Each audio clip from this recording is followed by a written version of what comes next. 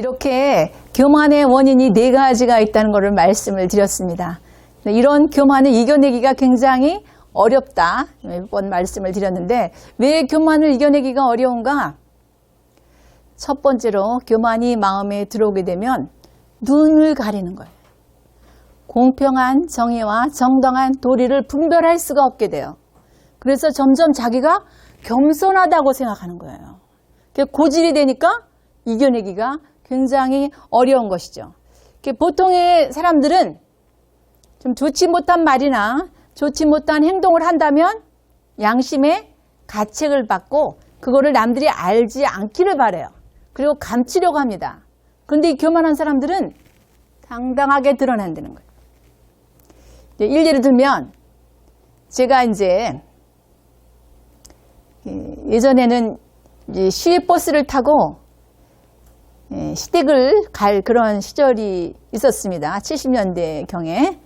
그러면 이제 그 당시에는 시외버스에 안내양들이 있었습니다. 그런데 보통의 사람들은 좀 불편한 게 있어도 참고 가죠. 근데 저는 이거는 정당히 해야 될 말이다. 이렇게 생각해서 그분들하고 꼭 싸움을 하고 내리는 거예요. 그분들은 몇십 명을 다 돌봐야 되니까 혼자서 굉장히 어려운데 거기서 이 서비스에 대한 불만족을 토로할 수 있게끔 하는 거는 정당한 것이다. 뭐 이래가지고 제가 꼭 싸우고 내리는 거예요. 그러면 저희 남편은 같이 다니기가 창피하겠죠. 이렇게 그 교만이 눈에 들어오면 고질이 되어가지고 그거를 극복하기가 어려운 거예요. 자기가 숨겨야 될 부분을 막 드러내놓고 싸우고. 예를 든다면 제가 본당에서 활동할 때 주력교를 한 5년 반 한 본당에서 했습니다. 그런데 수녀님이 그러시는 거예요. 아유, 자매님 왜 이렇게 파당을 지어서 다니세요? 좀 그러지 않았으면 좋겠어요. 이렇게 말씀하시는 거예요. 그래서 제가 무슨 파당을 지어요? 그들이 제가 옳으니까 따라다니는 거죠. 제가 이러면서 다투고, 또 어디서 다투느냐? 성당마당에서 다투고 싸우고. 나는 할 말을 했을 뿐이야. 저들이 못하는 말을 내가 했어. 이러면서. 근데 사랑이 없는 정의는 정의가 아닙니다. 무슨 말씀인지 이해되십니까? 제가 사랑을 갖고 정의를 부르짖었다면 그거는 하느님 보시기에 합당할 수 있겠죠. 그렇지만 사랑이 전혀 되어있지 않은 정의만을 제가 옳다고, 내가 잘났다고, 내가 맞다고, 그게 딱 들어오면 나는 겸손하게 보이는 거죠. 그러니까 고질이 되면 고치기가 굉장히 어렵다는 것입니다. 그래서 아우구스틴 성인께서는 보통의 사람들은 죄를 저지를까봐 이렇게 굉장히 그 악에 대한 두려움을 갖고 있는데 이렇게 교만한 사람들은 악에 대한 두려움보다는 선에 대한 두려움을 갖고 있다는 거예요. 그래서 자기들이 조금 선을 행해서 덕을 쌓아가는 그러한 여정에 그런 것이 딱 마음 안에 들어오게 되면 다 없애버린다는 거죠. 여러분, 나무에서 굼벵이가 나무를 파먹는 거 알고 계시죠?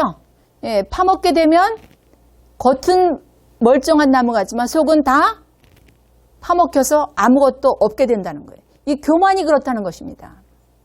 그러니까 조금 선을 행해서 덕을 쌓아가는 여정 안에 교만이 들어오게 되면 이렇게 아주 본 바탕까지 모두 없애버린다는 거예요.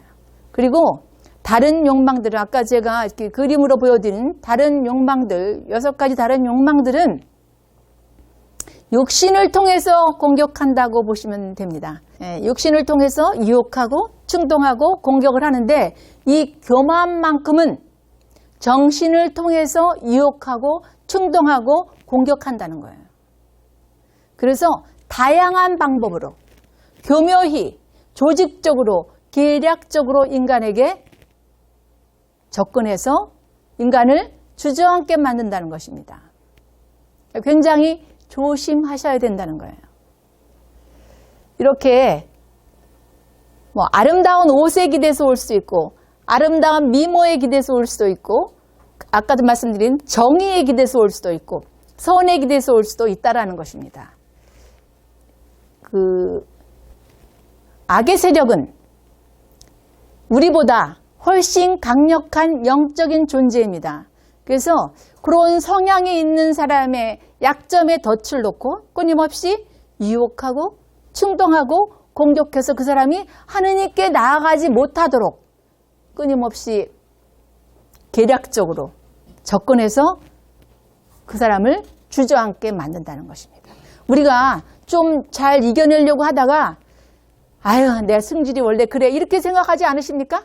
아, 나 원래 그런 사람이야 뭐 이렇게 이래서 하느님께 다가가지 못하도록 하는 것이 이 교만이라는 욕망이라는 것입니다.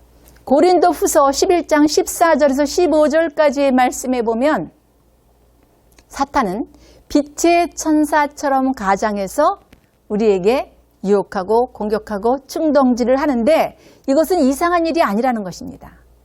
이거는 이제 주님께서 마지막 때에 다 이제 심판을 하실 때인데 그렇게 인간보다 강력한 힘을 갖고 있는 영적인 존재이기 때문에 그것에 인간이 걸려 넘어진다는 것이죠. 교만한 모습으로 이겨내지 못하면 겸손한 모습으로, 악한 모습으로 이겨내지 못하면 선한 모습으로 끊임없이 모양도 색깔도 바꿔가면서 일도 자리도 바꿔가면서 끊임없이 유혹하고 충동하고 공격한다는 것입니다. 재산이 많은 사람들이 이렇게 자기 주위에 있으면 아, 그거 별거 아니야 뭐 이렇게 가볍게 보는 것으로, 또 지위가 높은 사람이 자기 주위에 있으면 아유 뭐 그거 뭐 얼마나 하겠어? 뭐 이런 식으로 지위를 굉장히 아주 비하해서 아유 나는 그런 자리는 가지도 않아 뭐 이렇게 사양하는 모습으로 각양각색의 모습으로 천태만상으로 인간을 유혹하고 충동하고 공격한다는 것입니다. 여러분 우리 주부들이 많은데 양파 요리할 때 많이 쓰시죠? 양파 껍질을 까도 껍질이 계속 나오듯이 그렇게 교만은 다양한 방법으로 다양한 모습으로 인간을 하느님께 나아가지 못하게 한다는 것입니다. 근데 오징어 알고 계시죠? 오징어. 예전에 묵어라고 그랬는데 이 오징어도 자기가 어떠한 큰 물고기로부터 공격을 받으면 그 주위의 색깔로 자기 몸을 바꿉니다. 그리고 자기가 잡아먹을 먹이가 있으면 그 주위의 색깔로 자기 몸을 바꾸듯이 이렇게 교만은 다양한 방법으로 인간을 공격해 온다는 것입니다. 그래서 이런 표현을 쓰셨어요. 다른 욕망은 죽으면 끝이 난다. 그런데 이 교만이라는 욕망만큼은 죽어도 끝이 안 난다. 염을 그 안에 있고 관 속에 있어도 그 안에 있고 무덤에 묻혀서도 그렇게 그 안에 있다. 이제 이렇게 그 반또한 신부님이 책에 쓰셨습니다. 다른 욕망들은 이렇게 부르르 끓어오를 때 딱 끓어오르는 것을 막기 위해서 불을 딱 끄면 가라앉지만 이 교만만큼은 그렇지 않다라는 거예요. 언제 어느 때 어떠한 방법으로 시간과 장소를 가리지 않고 사람을 가리지 않고 여럿이든 혼자든 뭐 다양한 방법으로 인간들이 하느님께 가지 못하도록 끊임없이 주위에서 계략적으로 조직적으로 접근해서 주저앉게 한다는 것입니다. 남자분들은 축구를 좋아하시죠? 축구공을 바닥에 세게 던지면 세게 튀어오르죠. 이듯이 교만이라는 욕망은 잘 다스리고 극복하려고 하면 할수록 더욱더 기세를 가하고 인간에게 다가온다는 것입니다. 그래서 그 교만을 이기기가 굉장히 어려운데 여러분들이 어떻게 하면 교만을 잘 이길 수 있겠는가? 햇빛이 비치면 지금 이렇게 조명이 비치면 제 뒤에는 그림자가 생기지 않습니까? 네. 그런데 이 교만도 악행과 짝을 이루기 때문에 악행과 짝을 이루지 않게 하기 위해서는 어떻게 해야 되느냐? 늘 정중앙에 해가 떠 있으면 그림자가 생기지 않겠죠. 늘 주님께 초점을 맞추십시오. 늘 주님께 초점을 맞추고 주님 뜻대로 주님 말씀대로 사는 삶을 사신다면 교만이 틈탈 여지가 없겠죠. 그러니까 늘 의식을 갖고 깨어서 주님께 초점을 맞추고 주님께 의탁하고 주님께 이끌려가는 그리스도인들이 되신다면 이 교만의 욕망으로부터 잘 다스려져서 잘 극복해서 성성의 길로 가실 수 있게 된다는 것입니다. 그리스도인 우리 모두는 다 성성의 길로 가도록 세례 때 약속한 사람들입니다. 그러니까 지금 말씀드렸듯이 늘 의식을 갖고 깨어서 초점을 주님께 바치고 주님 말씀대로 주님 뜻대로 사는 삶을 매일매일의 삶에서 반복적으로 끊임없는 훈련을 하시라는 말씀입니다. 예, 이해되셨죠? 그래서 이렇게 이제 교만을 이기기가 이렇게 어렵다라는 말씀 5가지를 드렸습니다. 지금부터는 교만의 종류 7가지에 대해서 하나하나 살펴보겠습니다. 첫 번째로 육신의 행복을 바라는 것도 교만의 종류라는 것입니다. 예, 육신의 행복을 바라는 그 이유를 잘 살펴보면 여러분들이 이제 이해가 되실 겁니다. 여러분 모두는 아까도 말씀드렸듯이 어디로부터 왔습니까? 네, 주님으로부터 오셨죠. 예. 우리가 이 땅에 오기 전에는 형체가 있었습니까? 없었죠. 그러면 지금 이 땅에 있는 뭐 짐승들이라든가 아니면 산천초목 아니면 지금 떠다니는 이런 먼지보다도 우리는 태어나기 전에는 못했던 존재라고 말할 수 있습니다. 태어나기 전엔 존재가 없었으니까. 그런 것을 안다면 굉장히 교만할 수가 없겠죠. 부끄러워해야 되겠죠. 자기는 주님이 지어서 내어보내지 않았으면 자기는 존재할 수 없는 존재라는 것. 그 다음에 어디로 갈 것인가? 어디로 갈 것인가? 우리 제수일날 이마에 죄를 받으면서 시무님이 하시는 말씀 있죠.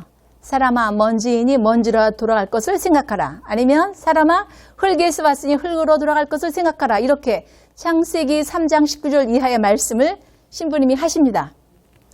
예, 흙으로 아니면 죄로 돌아갈 수밖에 없는 그러한 존재라는 겁니다. 많이 살아야 100여 년 그런 존재이고 그럼 지금 하는 일은 예, 주님 보시기에 합당한 일만 하고 사십니까? 어떠십니까? 예, 허황된 생각을 한다든가 망령된 말을 한다든가 거짓된 행동을 하고 살지는 않으십니까? 나는 늘 주님께 의탁하고 사는 게 신앙생활이야. 뭐 이렇게 말씀하실 수 있는 분도 있습니다. 근데 인간은 굉장히 부족하고 나약한 존재이기 때문에 늘 주님께 의식을 갖고 깨어서 의탁하고 하기가 그렇게 쉽지는 않습니다. 그래서 어디서 와서 어디로 가고 무엇을 하며 살고 있는 존재인가를 잘 들여다보신다면 교만할 수가 없다는 것입니다. 그래서 베르나르도 성인께서는 온 것을 생각하면 굉장히 부끄러울 것이고 지금 하는 일을 보면 굉장히 한탄스러울 것이고 갈 곳을 생각한다면 굉장히 두렵지 않겠느냐 이런 말씀을 하십니다. 근데 육신의 행복을 바라는 사람들은 자기가 벌은 돈이 나는 정말 부자야 뭐 이렇게 생각할 수 있다는 거죠. 그리고 내 지위도 굉장히 높아. 그리고 나는 참 장수했어 뭐 이렇게 말할 수 있다는 거예요. 근데 내가 벌은 돈도 그 많은 부자들에 비하면 아무것도 아닌 것이고 내 지위는 뭐 더 높은 사람도 얼마든지 있죠. 국공무원 시험 봐서 공무원이 된 이가 나는 공무원의 최고인 대통령보다 높아. 그럼 여러분들 어떻게 말씀하시겠어요? 참 어리석네? 이렇게 말씀하실 수 있겠죠. 한 뭐 1, 2년 살고도 나 장수했어? 뭐 이렇게 말하면 참 비웃는다 이거죠. 그런데 그 사람은 비웃으면서 다른 이들이 나를 비웃는 거는 모른다라는 거예요. 나 넓은 평수에 살아. 큰 차 타. 이런 생각 안 해보셨습니까? 나 우리 동네에서 우리 평수가 최고 넓어. 우리 차 내려다보면 우리 차가 최고 커. 좋아. 뭐 이렇게. 이거 자기가 다 잘해서 얻어 누리고 사는 것이라고 생각하십니까? 어떻게 생각하십니까? 이거 다 주님으로부터 얻어 가진 것이라는 거예요. 이런 거 가지고 그렇게 잘난 채 하지 말라는 거예요. 지금 살고 있는 이곳 그 넓은 천지 중에 한 곳입니다. 그리고 내가 벌은 것도 그 많은 돈 중에 일부분이고, 또 내가 지금 사는 순간도 우리 반만년 역사라고 그러죠. 반만년 역사 안에 한 순간에 불과한 그러한 존재가 그 모든 것을 자기가 했다고, 누린다고 자랑할 수 있겠습니까? 없겠죠. 예, 우리나라에서 그 가장 높은 빌딩이 롯데타워죠. 123층 555m라고 그러는데 세계에서 5위라고 그럽니다. 그 위에서 이렇게 내려다보면 어른하고 아이가 같이 걸어갔을 때 어른과 아이라고 구분이 되시나요? 전혀 그렇지 않을 것입니다. 그러니까 우리가 세상에서 비록 많이 갖고 적게 갖고 우리는 이렇게 말하고 구분하지만 주님한테 갔을 때 그거는 그렇게 주님은 구분하지 않으신다는 것입니다. 마태복음 25장 40절 이하의 말씀은 심판설교 중에 나오는 말씀입니다. 주님의 사랑을 실천하고 살았을 때 주님 보시기에 합당한 삶을 산이라고 칭찬받을 수 있다는 것입니다. 많이 벌었어, 적게 벌었어, 내가 높아, 이런 거 별거 아니라는 것입니다. 그래서 이런 걸 안다면 교만을 버리고 겸손하실 수 있겠죠. 그러니까 어디서 와서 어디로 갈 것이며 무엇을 하고 있는가. 그리고 한 가지 더, 나의 내면, 그리고 나의 주변, 나의 위, 나의 아래, 나와 똑같은 사람을 잘 성찰해 보신다면 교만할 수가 없다는 것입니다. 나의 내면을 보면 이 모든 선은 주님으로부터 온 것이고, 또 내가 가진 재능, 지식, 이런 것들도 남으로부터 배운 것이라는 것이죠. 그러니까 자랑할 게 없어요. 그 주변을 또 보면 주변의 모든 사람들로부터 내가 많은 것을 얻어서 살고 있고, 그렇기 때문에 교만할 수가 없다는 거예요. 근데 현상 세계에서 보면 이렇게 우리의 아래를 이제 금수들이 있는 세상이라고 이렇게 바라볼 수 있다면, 그래도 그 길짐승들은 우리보다 힘이 셉니다. 날짐승들은 우리보다 빨라요. 산에서 이렇게 나는 많은 풀들, 과일, 곡식 이런 모든 것들도 우리에게 볼거리, 먹거리를 제공하기 때문에 우리보다 못하다고 할 수는 없다는 거죠. 그러니까 이 모든 것들은 다 주님이 우리를 함께 잘 더불어 살게 하기 위해서 주신 거라는 거죠. 그러니까 우리가 교만할 수가 없는 거야. 이 모든 것들 덕분에 살아가기 때문에. 그 영적인 세계를 본다면 여러분 천사와 같을 수 있으십니까? 없으시죠? 예. 천사와 같이 될 수가 없어요. 천사는 우리보다 굉장히 힘이 있고 능력이 있으시고 우리를 보호하시는 그러한 그 영적인 존재고, 그 위에 하느님이 계신데 우리가 하느님과 버금갈 수 있나요? 아니죠.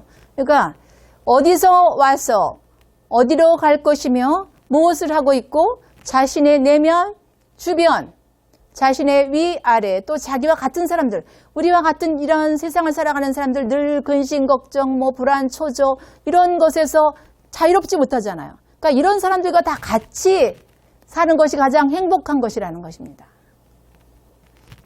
그거를 잘 여러분들이 기억하시고 살아가신다면 교만하지 않고 겸손할 수 있다는 것입니다. 그 다음에 두 번째로 자랑하기를 좋아하는 것도 교만의 한 종류라는 것입니다. 내가 사랑을 실천하고 덕을 쌓았어, 이렇게 이제 자랑하기를 좋아한다면 자기만 알든 남이 알든 그 해로움은 똑같다는 거예요. 그동안 쌓은 것을 모두 다 어떻게 할 수밖에 없다? 무너뜨릴 수밖에 없다라는 것입니다. 자랑하지 말아야 한다. 근데 자랑하죠? 자랑하지 않으십니까? 은근히 자랑해. 어떤 분이 저에게 그런 말씀을 하십니다. 아주 드러내놓고 하지는 않지만 흉보는 척하면서 자랑을 하네. 이렇게 말씀하시는 분들 이제 제 주위에 계신데, 그렇게 자랑하기를 좋아하면 그동안에 쌓았던 모든 것이 와르륵 무너진다는 것입니다. 그러니까 자랑하지 말아야 되는데, 그러면 제가 이런 질문을 한번 드려보겠습니다.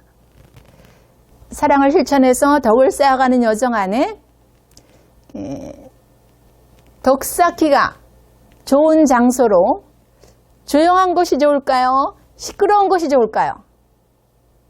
예, 대답을 각자 마음속에 해보십시오. 네, 자랑하기를 좋아하면 둘 다 해롭습니다. 그러나 자랑하기를 좋아하지 않으시면 둘 다 이롭다는 거예요. 장소에 관계가 없다라는 거죠. 여러분 캘카타에서 그 굶주린 이들, 병든 이들 이런 분들을 돌보신 마더 데레사 수녀님, 그 얼마나 시끄럽고 얼마나 힘들고 얼마나 아주 여러 가지 열악한 환경 안에서도 그 사랑을 실천하셔서 성녀가 되셨죠. 그러니까 이렇게 그분을 자랑하지 않았잖아요. 그러니까 자랑하기를 좋아하면 시끄럽든 조용하든 다 해가 되지만 자랑하지 않는다면 다 이롭다는 말씀입니다. 이렇게 자랑하기를 좋아하면 선을 행해서 덕을 쌓아가다가도 어떻게 되는가? 교만이 들어와서 상처를 입게 된다는 거죠. 그리고 점점 더 고질이 되면 무너져 내리기 때문에 자랑을 절대로 하지 말아요. 자랑하고 싶으면 어떻게 하실까요? 침을 꼴깍. 자랑하고 싶은 게 있잖아요. 남이 뭐 이렇게 이런 거 저런 거를 남이 모르는 것 같은데 자랑하고 싶을 때 스피리추얼 테크닉입니다. 영적인 훈련인데 침을 꼴깍 삼키시라는 거죠. 주님이 자랑하는 거를 좋아하실까 안 하실까 여쭙기 전에 그냥 먼저 여쭙고 하면 분명히 하시지 말라고 그러겠죠. 그러니까 침을 한번 꼴깍 삼키시라는 거예요.